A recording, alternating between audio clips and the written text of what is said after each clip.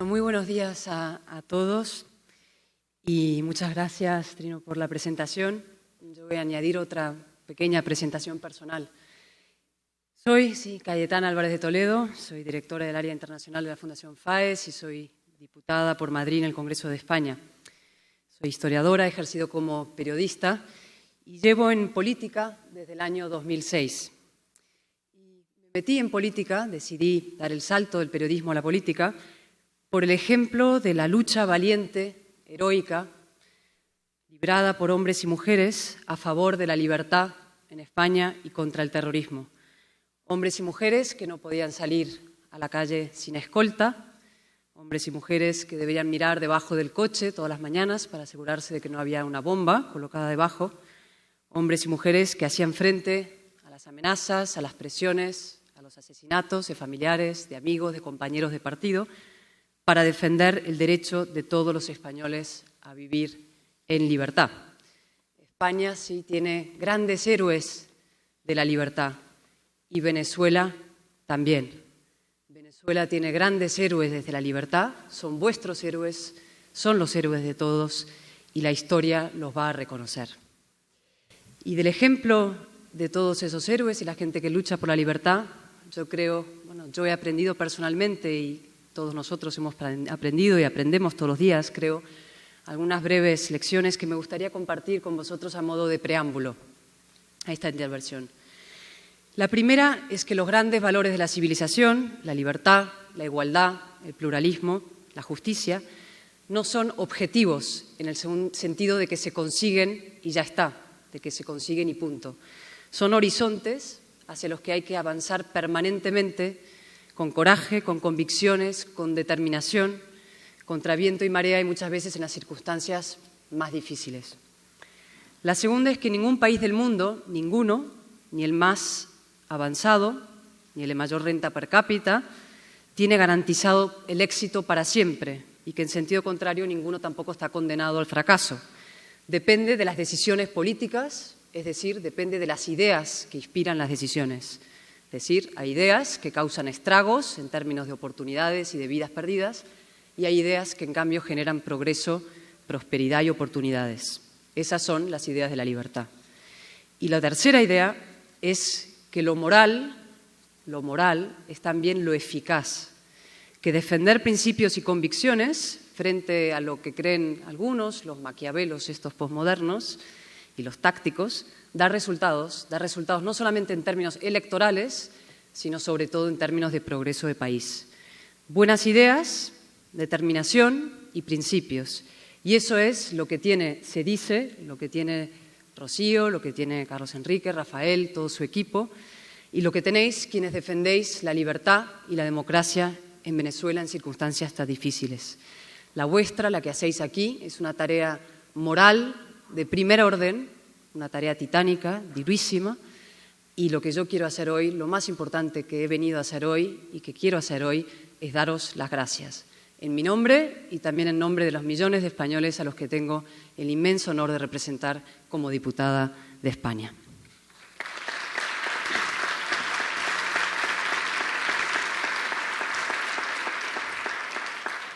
En esta mesa se nos ha pedido una reflexión sobre la relación entre seguridad y libertad.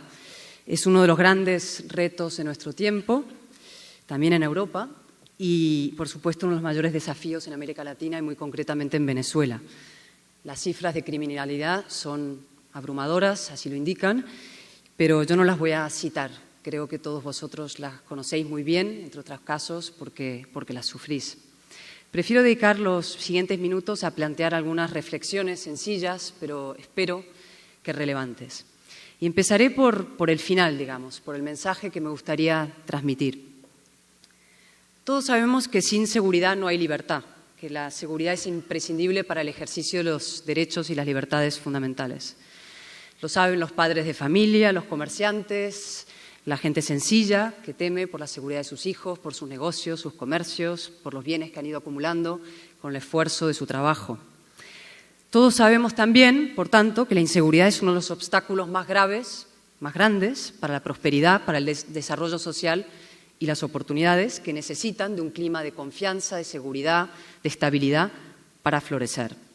Sin embargo, lo que algunos no tienen tan claro quizá es que la frase funciona también en sentido inverso. Es decir, que si la seguridad es imprescindible para la libertad, también la libertad es imprescindible para la seguridad.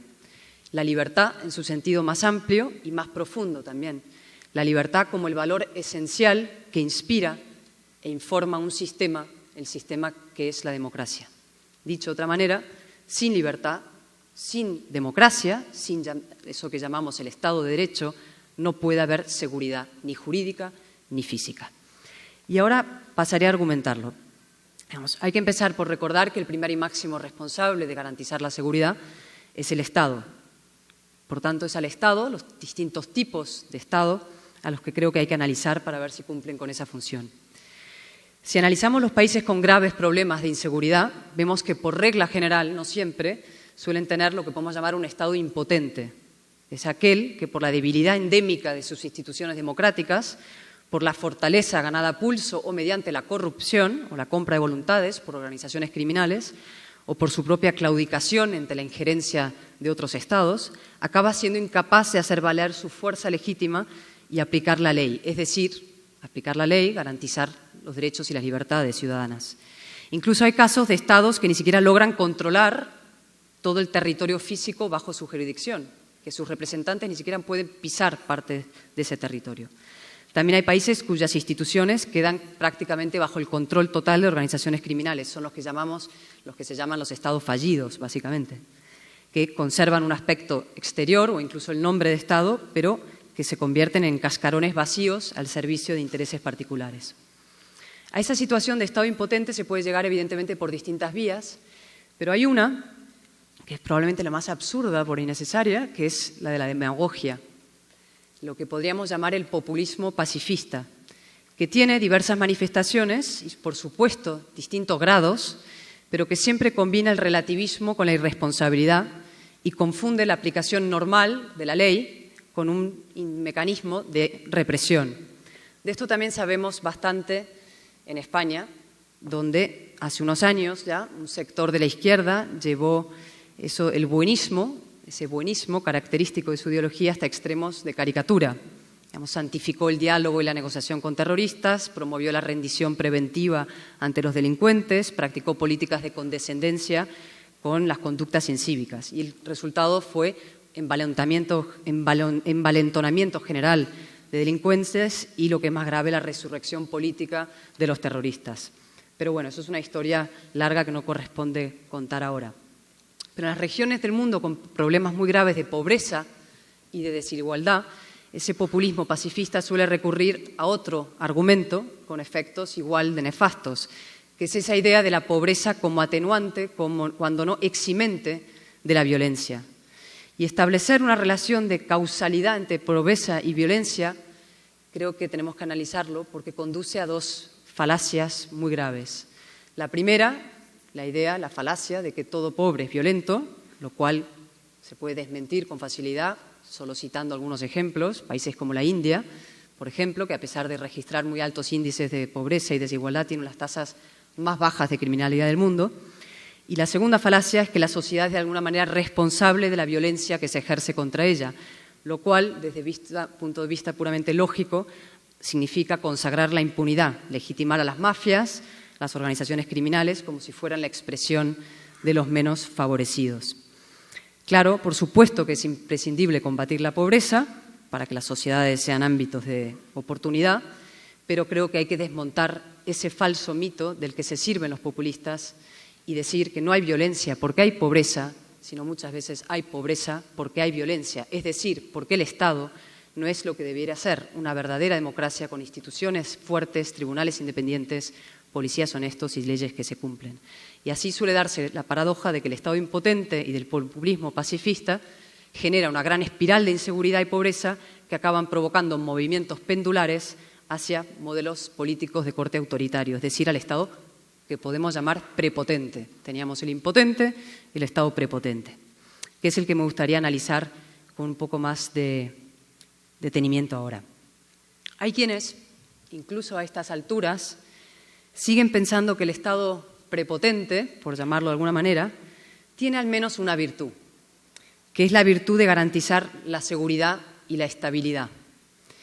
El líder prepotente dice de sí mismo, yo o el caos. Y los demás dicen, desde fuera y desde dentro, pues es verdad, él o el caos. Pues yo creo, y creo que todos sabemos, que se equivocan. Esta creencia ha llevado a cometer gravísimos errores en la historia y también probablemente en el presente.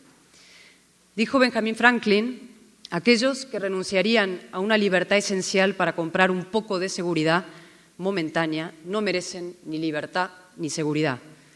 Yo creo que tenía razón, pero que es más grave aún. No es que no las merezcan, es que no las tendrán. Lo decía ayer nuestro admirado premio Nobel, Mario Vargas Llosa, y tiene razón. No se puede ser neutrales en la defensa de la democracia y la libertad, ni neutrales ni equidistantes, porque no existe un punto medio entre la libertad y la servidumbre, ni entre la justicia y la impunidad, ni entre la ley y la ilegalidad. Y también porque el resultado de la neutralidad y la equidistancia solo es menos libertad, menos justicia, menos oportunidades y menos estabilidad. Sí, también menos seguridad, menos estabilidad, porque los excesos del Estado prepotente generan los mismos efectos que las carencias del Estado impotente, ausencia de libertad, espiral de inseguridad y fracaso económico y social.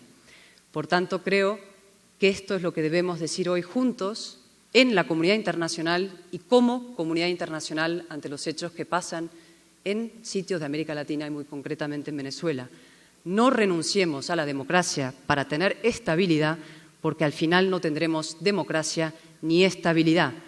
Y a quienes creen esto de que es él o el caos, advertirles que será él o alguien como él y el caos. Los gobiernos que no respetan ni hacen respetar las leyes, que aplican las normas de forma circunstancial o utilitaria, que anteponen criterios de poder personal al interés general, que utilizan a las fuerzas policiales o a los tribunales de justicia en beneficio propio y contra sus adversarios, que intentan apoderarse o controlar a las instituciones democráticas, se convierten siempre, más pronto que tarde, en máquinas de generar inseguridad. El prestigio de la ley es fundamental a la hora de legitimar el poder coercitivo del Estado. En sentido contrario, la pérdida de respeto a la ley es el mayor acicate a la delincuencia, a la violencia en cualquiera de sus manifestaciones. ¿Quién va a respetar las leyes si las autoridades del Estado no lo hacen? ¿Quién respeta los dictados de la justicia si el Estado permite la impunidad? Creo, honestamente, que no hay mayor estímulo para la inseguridad que la arbitrariedad y la impunidad ejercida y o consentida por el propio Estado, que la constatación de que el propio Estado se considera al margen del derecho. Y con esto vuelvo al origen de mi intervención. El único tipo de Estado capaz de garantizar la seguridad de los ciudadanos es el Estado de Derecho. Hay quienes creen que la democracia o el Estado de Derecho, por su propia definición limitada, no puede vencer al crimen, no es capaz de acabar con el terrorismo o con la delincuencia, y yo creo que es al revés, que solo un régimen democrático es capaz de derrotar a quienes atacan las bases de la convivencia. Eso sí, por democrático me refiero a democrático. La democracia tiene que ser una democracia y no algo que se le parezca. Y con esto me permito una reflexión final, sobre la que creo que hay que insistir mucho en todos sitios. No todo lo que se llama democracia es democracia. La democracia no es simplemente colocar las urnas y convocar a la gente a votar cada X número de años. Por decirlo de otra manera, que se entienda, creo que viene aquí. La democracia no tiene presos de conciencia, ni milicias progubernamentales, ni tribunales de partido. Un solo preso político, un solo preso de conciencia, basta para desenmascarar a una falsa democracia. La democracia no es votar solamente, es un sistema de valores. Valores que no son patrimonio de ninguna región del mundo, sino que son universales. La justicia, la igualdad, el pluralismo, la libertad, y que se garantizan mediante la ley y las instituciones.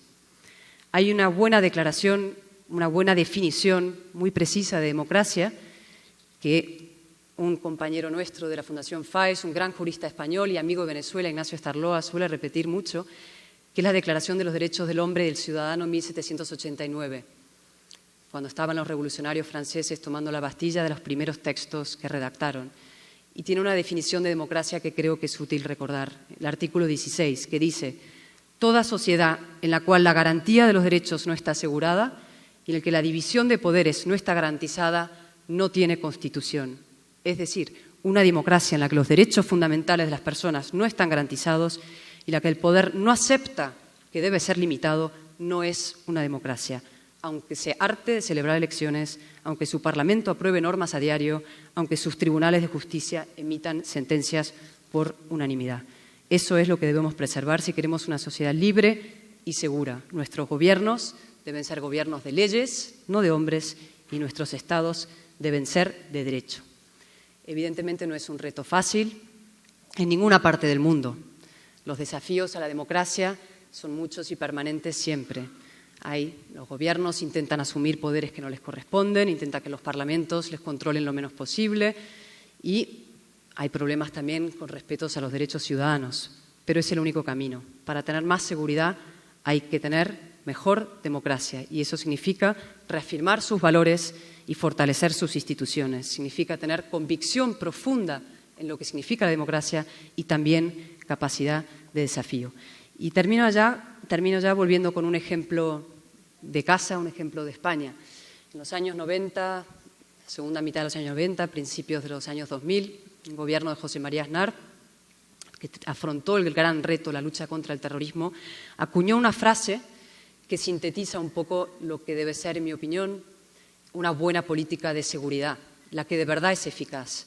Y esa frase es: solo con la ley, pero con toda la ley. Es decir, aplicando todas las posibilidades que ofrece la ley, siempre desde el Estado de Derecho, pero con todas las posibilidades que ofrece el Estado de Derecho, con toda la fuerza de la democracia y de la libertad. Y concluyo ya, también como empecé. La libertad necesita la seguridad, sí, pero la seguridad también necesita a la libertad. Ambas se necesitan y refuerzan mutuamente, como también nos necesitamos y reforzamos mutuamente quienes estamos aquí hoy en Caracas, en estas magníficas jornadas, debatiendo juntos cómo lograr un futuro mejor para Venezuela, para América Latina y para el mundo. Muchísimas gracias.